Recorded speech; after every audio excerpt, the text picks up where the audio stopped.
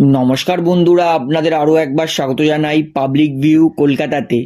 বন্ধুরা, FC Goa versus Mohun Bagan super giant এই ম্যাচটা কবে খেলা হবে, এই ম্যাচে দুই দলের শক্তি দুর্বলতা কি, এই ম্যাচে দুই দলের ফরমেশন স্টার্টিং লাইন আপ কী হবে এবং প্লেইং ইলেভেন ও পরিকল্পনা অনুযায়ী এই ম্যাচটা জেতার সম্ভাবনা কোন দলের বেশি, দুই দলের হেড টু হেড কি, আজকের এই ভিডিওটিতে এই সমস্ত বিষয়ে কিন্তু বিস্তারিতভাবে আলোচনা করব। তাই অনুরোধ করে রাখবো ভিডিওটা শেষ পর্যন্ত দেখবেন এবং ভিডিওটি শুরু করার আগে আরও একটা ছোট্ট অনুরোধ করে রাখবো, যেহেতু এইখানে আপনারা খেলার সমস্ত রকম আপডেটস পেয়ে যাবেন, তাই অবশ্যই পাবলিক ভিউ কলকাতা এই চ্যানেলটিকে সাবস্ক্রাইব করে বেল আইকন প্রেস করে অল করে রাখবেন। তাহলে বন্ধুরা, FC Goa versus Mohun Bagan super giant এই ম্যাচটা খেলা হবে এফসি গোয়ার হোম গ্রাউন্ডে ফাতোরদা গোয়াতে এবং এই ম্যাচটা খেলা হবে 14ই ফেব্রুয়ারি অর্থাৎ সামনের বুধবার দিন সন্ধ্যে 7:30 থেকে। হেড টু হেডে আসি, আজ পর্যন্ত গোয়া আর মোহনবাগান টোটাল মুখোমুখি হয়েছে 7 বার, যেখানে গোয়া জিতেছে 2 বার, মোহনবাগান জিতেছে 4 বার আর 1 বার ড্র হয়েছে। এবং এই 7 বারের ম্যাচে কিন্তু গোয়া করেছে 10টা গোল, মোহনবাগান করেছে 9টা গোল, অর্থাৎ মোহনবাগান আর গোয়া ম্যাচে কিন্তু সবসময় হাই স্কোরিং ম্যাচ হয়। এবং লাস্ট এনকাউন্টার যেটা মোহনবাগানের হোম গ্রাউন্ডে হয়েছিল, সেইখানে কিন্তু গোয়া মোহনবাগানকে হিউমিলেট করেছিল, 4-0 গোলে হারিয়েছিল তাদের ঘরের মাঠে। অর্থাৎ এইবার মোহনবাগানের কিন্তু বদলা নেওয়ার পালা। এইবারে আসি দুই দলের শক্তি দুর্বলতাতে। বর্তমানে গোয়া তারা পয়েন্টস টেবিলে 2 নম্বরে আছে। গোয়া খেলেছে 12টা ম্যাচ, 12টা ম্যাচে 28 পয়েন্ট এবং সব থেকে বড় কথা, এখনও কিন্তু 12টা ম্যাচে গোয়া এখনও একটাতেও হারিয়েনি, যেটা আইএসএল এর রেকর্ড। তো গোয়া 28 পয়েন্ট নিয়ে 2 নম্বরে আছে। গোয়া তাদের শক্তিশালী দিক হচ্ছে গোয়া তারা 12টা ম্যাচে 19টা গোল করেছে, যেটা ভালো রেকর্ড। মানে গোয়া প্রত্যেক ম্যাচে 1-এর বেশি গোল করছে, যেটা ভালোই রেকর্ড। এবং তার পাশাপাশি গোয়ার কিন্তু উইং ভালো চলে, গোয়া সেন্ট্রালিও অ্যাটাক করতে পারে, গোয়া লং বল ভালো খেলতে পারে, সেট পিসেও গোল করার ক্ষমতা আছে। অর্থাৎ গোয়া কিন্তু একদম অ্যাটাকিং দিক থেকে একদম কম্প্যাক্ট দল, অ্যাটাকিংয়ে মোটামুটি সমস্তই ক্ষমতা আছে গোয়ার। এবং গোয়ার সব থেকে বড় শক্তিশালী দিক সেটা হচ্ছে গোয়ার ডিফেন্স। গোয়া তারা 12টা ম্যাচে গোল খেয়েছে মাত্র 6টা, অর্থাৎ চমৎকার রেকর্ড। মানে মাত্র 6টা গোল খেয়েছে গোয়া, মানে গোয়ার একটা ম্যাচে গোল খাওয়ার সম্ভাবনা মাত্র 50%, যেটা একটা অবিশ্বাস্যকর রেকর্ড। 12টা ম্যাচে 6টা গোল খেয়েছে মানে ডিফেন্স প্রচণ্ড মজবুত, গোল খাচ্ছে না। এটাই হচ্ছে গোয়ার সব থেকে বড় কারণ গোয়া পয়েন্টস টেবিলে 2 নম্বরে বসে আছে। যেহেতু এত শক্ত ডিফেন্স, তাই গোয়াকে কিন্তু কোনো দল গোল করতে পারছে না। অর্থাৎ গোয়ার শক্তিশালী দিক হচ্ছে গোয়ার মাঝমাঠ, অ্যাট্যাক এবং ডিফেন্স, তিনটেই কিন্তু গোয়া ভালো করছে এবং গোয়া দলটা একটা ভালো শেপে আছে। অর্থাৎ গোয়ার কিন্তু শক্তিশালী দিক প্রচুর। গোয়ার দুর্বলতাতে আসি, গোয়ার দুর্বলতা হচ্ছে গোয়ার কিন্তু স্ট্রাইকাররা অত গোল পাচ্ছে না। কার্লোস মার্টিনেজ তিনি কিন্তু সেরকম ভালো গোল ছন্দে নেই। অবশ্যই কার্লোস মার্টিনেজ 5টা গোল করেছে, তবে কিন্তু সেটা সেরকম প্রমিসিং গোল নয়।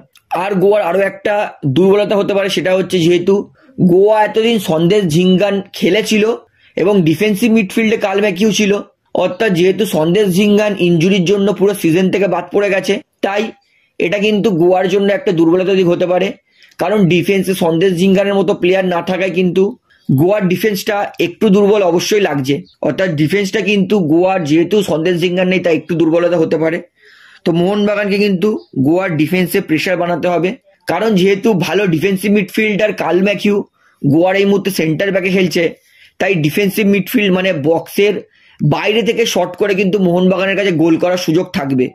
তাই যেহেতু প্রপার ডিফেন্সিভ মিডফিল্ড নেই, তাই মোহনবাগান দলকে বক্সের বাইরে থেকে শট করে গোল করতে হবে।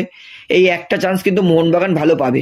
তো তাছাড়া গোয়ার কিন্তু সেরকম দুর্বলতা নেই, তো গোয়ার একটু দুর্বলতা আছে, সেই দুর্বলতাটা কিন্তু কাজে লাগিয়ে মোহনবাগান গোল করতে পারে। তো এইবারে আসি মোহনবাগান দলের শক্তি ও দুর্বলতাতে। মোহনবাগান এই মুহূর্তে পয়েন্টস টেবিলে 4 নম্বরে আছে। মোহনবাগান তারা খেলেছে 12টা ম্যাচ, 12টা ম্যাচে মোহনবাগানের পয়েন্ট হচ্ছে 23। মোহনবাগান 12টা ম্যাচে গোল করেছে 23টা, 12টা ম্যাচে 23টা গোল মানে একটা চমৎকার রেকর্ড। মানে প্রত্যেক ম্যাচে মোহনবাগান কিন্তু 2টো করে গোল করছেই, যেটা মোহনবাগানের একটা খুবই পজিটিভ দিক। এর থেকে বোঝা যাচ্ছে মোহনবাগানের কিন্তু অ্যাটাক গোল করছে এবং মাঝমাঠ ভালো ক্রিয়েটিভিটি তৈরি করছে।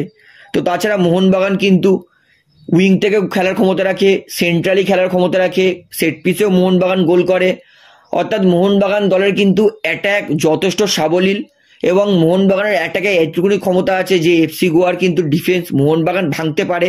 তবে মোহনবাগান দলে কিন্তু একাধিক খেলোয়াড় প্রচণ্ড গোল মিস করে, তাই গোয়ার মতো বড় দলের বিরুদ্ধে যদি মোহনবাগানকে জিততে হয় তাহলে যেই 5টা সুযোগ পাবে সেই 5টা সুযোগে কমপক্ষে মোহনবাগানকে 3টে গোল করতেই হবে। যেহেতু মোহনবাগানের ডিফেন্স এখনো সেরকম মজবুত নয়, তাই 3টে গোল যদি করতে পারে মোহনবাগান তাহলে কিন্তু গোয়ার বিরুদ্ধে অবশ্যই জয় পেতে পারবে। তো মোহনবাগানের শক্তিশালী দিক হচ্ছে মোহনবাগানের মাঝমাঠ, মোহনবাগানের অ্যাটাক। মোহনবাগানের দুর্বল দিক যদি আমি বলি, মোহনবাগানের এই মুহূর্তে সবথেকে বড় দুর্বল দিক সেটা হচ্ছে মোহনবাগানের ডিফেন্স। মোহনবাগান গোল খেয়েছে 12টা ম্যাচে 16টা, যেটা খুবই জঘন্য রেকর্ড।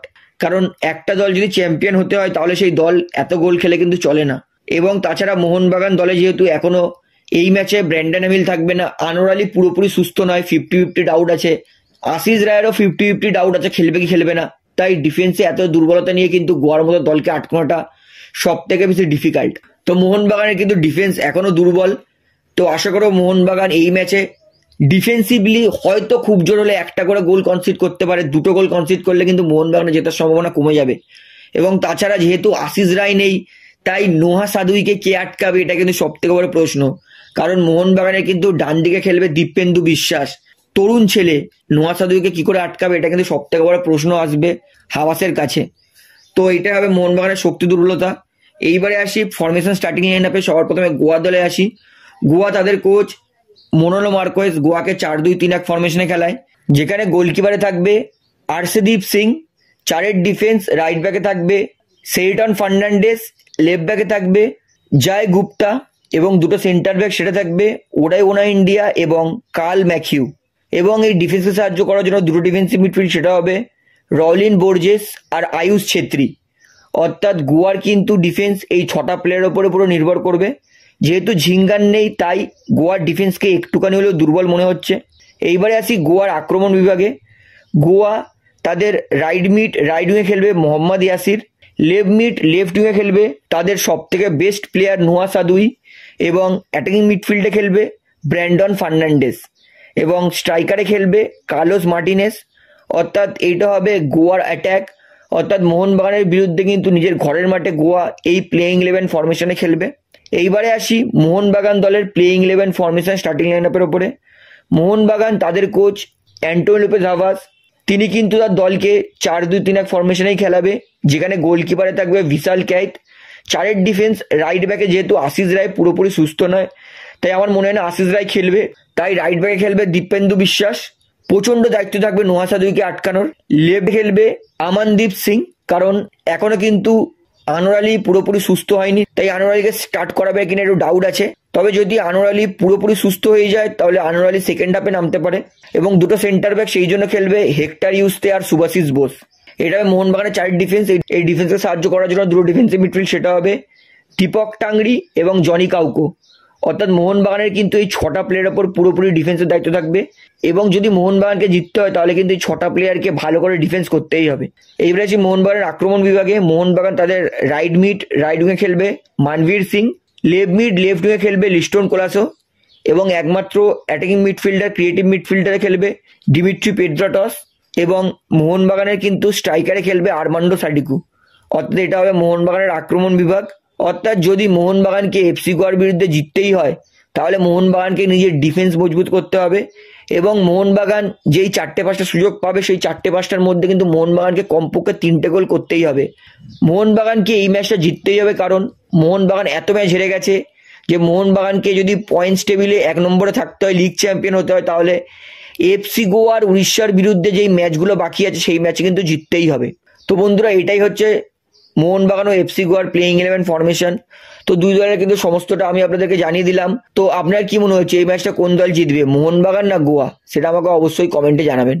তাহলে বন্ধুরা, আজকের এই ভিডিওটিতে আমার আপনাদেরকে এতটাই বলার ছিল। তো আশা করি ভিডিওটি আমার ভালো লাগলো। তো ভিডিওটি ভালো লাগলে অবশ্যই লাইক করুন, কমেন্ট করুন, শেয়ার করুন, এবং বন্ধুরা চ্যানেলটি তারা নতুন আছেন সবাইকে একটা অনুরোধ করবো তারা অবশ্যই পাবলিক ভিউ কলকাতা এই চ্যানেলটিকে সাবস্ক্রাইব করে বেল আইকন প্রেস করে অল করে রাখবেন। ধন্যবাদ।